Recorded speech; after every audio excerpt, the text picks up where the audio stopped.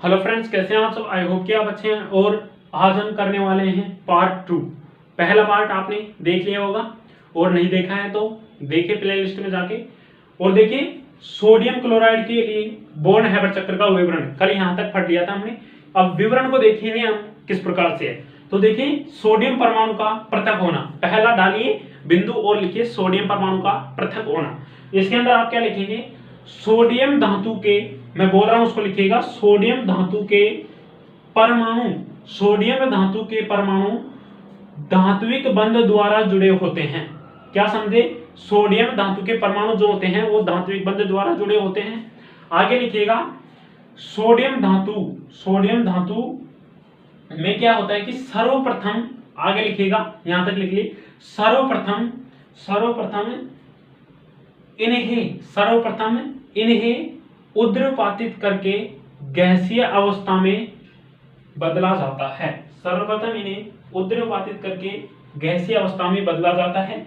फिर क्या है, इसके लिए दी गई ऊर्जा, जो ये बदलते हैं इसके लिए दी गई ऊर्जा लिखिएगा, इसके लिए दी गई ऊर्जा को उद्रपातन ऊर्जा कहा जाता है, को उद्रपातन ऊर्जा कहा जाता है। आगे लिखिए सोडियम धातु के लिए इसका मान, सोडियम धातु के लिए इसका मान कितना होता है, 26 किलो कैलोरी प्रति मोल, 26 किलो कैलोरी प्रति मोल होता है। अब रिएक्शन इसकी देख लेंगे, अभिक्रिया Na S अवस्था के अंदर है प्लस S कितना है 26 किलो कैलोरी मोल। अभिक्रिया करवाएंगे तो हमें सोडियम, Na का मतलब सोडियम गैसीय अवस्था के अंदर उद्रपातन होगा। तो इस प्रकार से हमें मिल जाएगा। तो ये हो गया फर्स्ट, सोडियम परमाणु का पृथक होना। दूसरा जो है टॉपिक उसे लिखेगा इसका ही, सोडियम क्लोराइड के बोर्न हैबर चक्र का विवरण इसके अंदर पहला देख लिया। दूसरा जो बिंदु है उसे लिखिएगा, बहुत ही अच्छे से नोट्स बनाइएगा। ये क्वेश्चन 2011 और 14 के अंदर पूछा गया है। पहले पार्ट को जाके देखिएगा, बहुत अच्छी तरह से आपको बता रखा है वहां पे। ये नहीं है कि आप दूसरे पार्ट को देख रहे हैं तो आपके समझ में नहीं आएगा। आगे देखिए क्या है, सोडियम धनायनों का बनना, दूसरा बताइए। और दूसरा जो टॉपिक डालिए और लिखिए सोडियम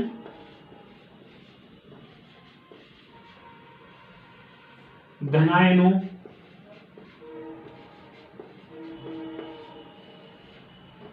का बनना, सोडियम धनायनों का बनना। इसके अंदर जब मैं बोलता हूं उसे लिख लीजिएगा। यहां पे लिखने से क्या थोड़ा वीडियो काफी लंबा हो जाता है, इसलिए देखिए सोडियम धनायनों का बनना, सोडियम धनायनों का बनना। इसके अंदर लिखिएगा आप सोडियम परमाणु को ऊर्जा देकर उसका, सोडियम परमाणु को ऊर्जा देकर उसका बाह्यतम इलेक्ट्रॉन निकाल लिया जाता है। बाह्यतम इलेक्ट्रॉन निकाल लिया जाता है, निकाल लिया जाता है, निकाल लिया जाता है। सोडियम परमाणु को ऊर्जा देकर उसका बाह्यतम इलेक्ट्रॉन निकाल लिया जाता है। आगे लिखिए, इसके लिए दी गई ऊर्जा आयनन विभव के बराबर होती है। इसके लिए दी गई ऊर्जा आयनन विभव के बराबर होती है, आयनन विभव के बराबर होती है। जो ये इलेक्ट्रॉन निकालते हैं इसके लिए दी गई ऊर्जा आयनन विभव के बराबर होती है। आगे लिखिएगा, सोडियम के लिए आयनन विभव का मान 118, सोडियम के लिए आयनन विभव का जो मान होता है वो 118, ये थोड़ा मोस्ट है। आयनन विभव का मान 118 किलो कैलोरी, के का मतलब समझ गए, किलो कैलोरी प्रति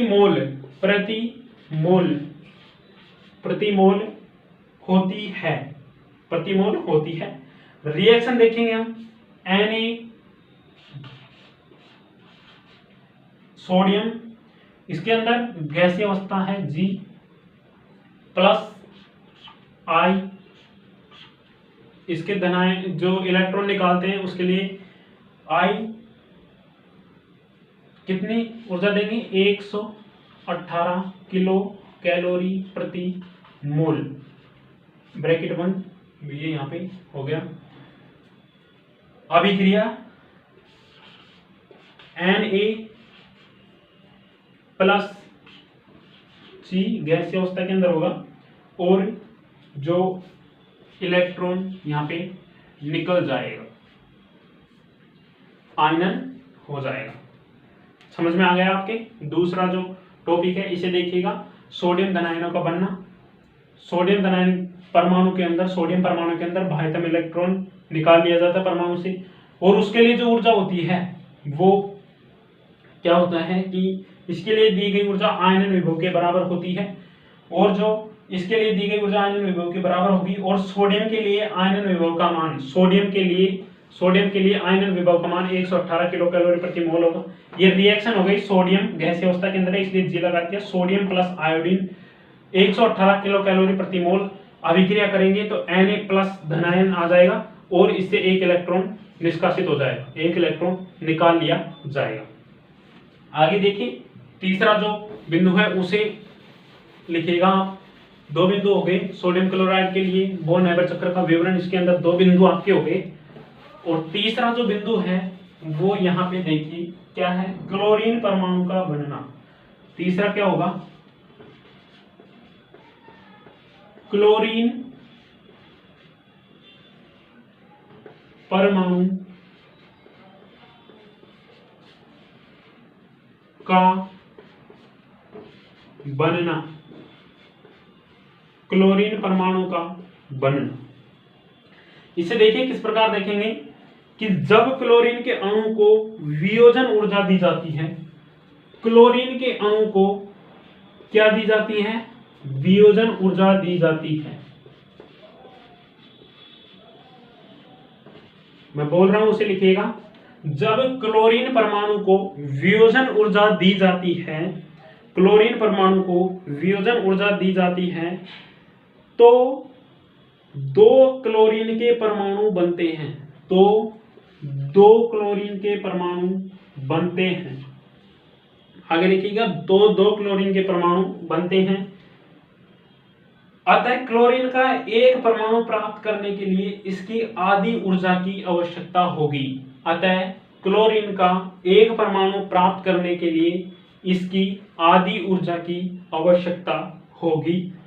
और देखिए, क्लोरीन की वियोजन ऊर्जा 57.8 किलो कैलोरी प्रति मोल होती है। 57 ये वियोजन ऊर्जा कितनी होगी, 57.8 किलो कैलोरी प्रति मोल होगी। क्या होगी, प्रति मोल होगी। और जो इसकी रिएक्शन है वो देखिए 1/2 अर्थात आधी जो है ऊर्जा, इसके लिए देखिए 1/2 Cl2 गैसीय अवस्था के अंदर प्लस D/2। डी आपको मैंने बता दिया था वियोजन ऊर्जा है गणितीय समीकरण के अंदर, यदि आपने पढ़ा होगा तो डी क्या होगा, वियोजन ऊर्जा प्लस 2/2 कितनी है यहाँ पे, इसका आधा आप कर लेंगे 28। आधी ऊर्जा की आवश्यकता होती है हमको 28.9। भाई पूर्ण ऊर्जा के लिए तो 57.8 किलो कैलोरी चाहिए, तो इसकी आधी चाहिए नहीं हमको, आधा जो है अणु के लिए 28.9 किलो कैलोरी अभिक्रिया करवाएंगे तो Cl क्लोरीन हमारे पास बच जाएगा गैसीय अवस्था के अंदर। तो ये हो गई इसकी रिएक्शन, ये हो गया इसका तीसरा बिंदु। थोड़ा जल्दी करते हैं जिससे कि ये आपका टॉपिक समाप्त हो। चौथा बिंदु आपके पास क्या है उसे देखिएगा आप यहाँ पे, क्लोरीन रेनायनों का बनना। चौथा बिंदु लिखिए, क्लोरीन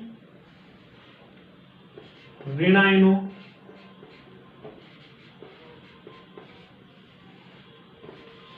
का बनना।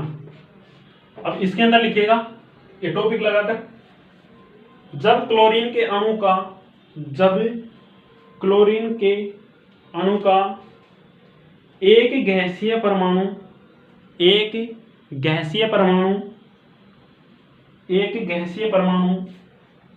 लिख लिया। आगे देखिए एक इलेक्ट्रॉन ग्रहण करता है। जब क्लोरीन परमाणु का एक गैसीय परमाणु एक इलेक्ट्रॉन ग्रहण करता है तो वह क्लोराइड आयन में परिवर्तित हो जाता है। आयन के अंदर परिवर्तित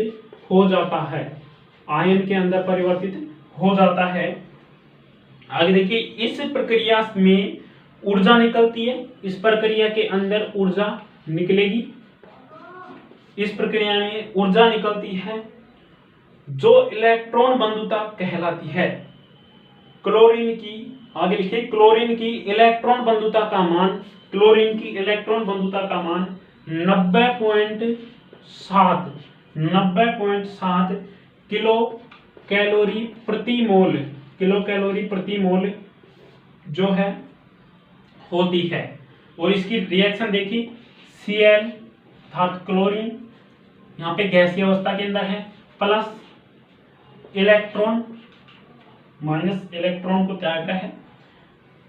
अभिक्रिया करवाएंगे Cl माइनस क्योंकि एक दे रहा है G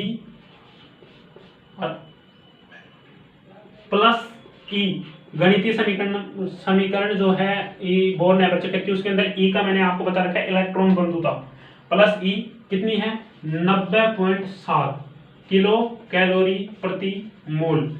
यह आपकी हो जाएगी इसकी रिएक्शन। आगे देखिए अगला टॉपिक डालिए पांचवा। ये हो गया, इसको आप मैं बोल रहा हूं उसको लिखिएगा। अगला जो टॉपिक है उसको डालिएगा, थोड़ा जल्दी कीजिएगा। क्या है कि थोड़ा वीडियो लंबा हो जाता है, लाइव आ जाएंगे तभी आराम से पढ़ाएंगे आपको। ये देखिए सोडियम क्लोराइड आयन युग्मों का बनना। सोडियम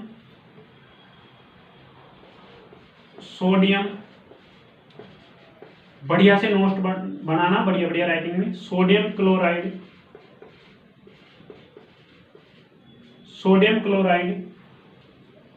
आयन युग्मों का बनना। आयन युग्मों का बनना ये हो गया आपके। अब इसको लिखिएगा, थोड़ी जल्दी लिखिएगा कि जब विपरीत आवेश सोडियम एवं क्लोराइड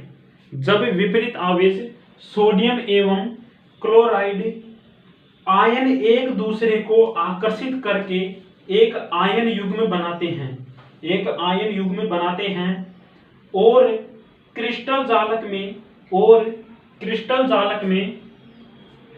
जालक में एक विशेष व्यवस्था प्राप्त करते हैं तो तंत्र स्थायित्व प्राप्त करता है। और आगे लिखिए और इस प्रक्रम में कुछ ऊर्जा निकलती है जिसे जालक ऊर्जा कहते हैं। क्या कहते हैं? जालक ऊर्जा कहते हैं। क्या कहते हैं? जालक ऊर्जा कहते हैं। आगे लिखिए सोडियम क्लोराइड के लिए जालक ऊर्जा का मान 180.4 किलो कैलोरी प्रति मोल होता है। क्या होता है? 180 जालक ऊर्जा का मान होगा 180.4 किलो कैलोरी प्रति मोल होगा। आगे देखिए अतः इसकी जो अभिक्रिया होगी वो होगी Na प्लस धनावेश गैसीय अवस्था के अंदर आपके पास ये होगा प्लस ये हो गया Cl माइनस गैसीय अवस्था के अंदर ये है। आगे देखिए अभिक्रिया करवाएंगे तो NaCl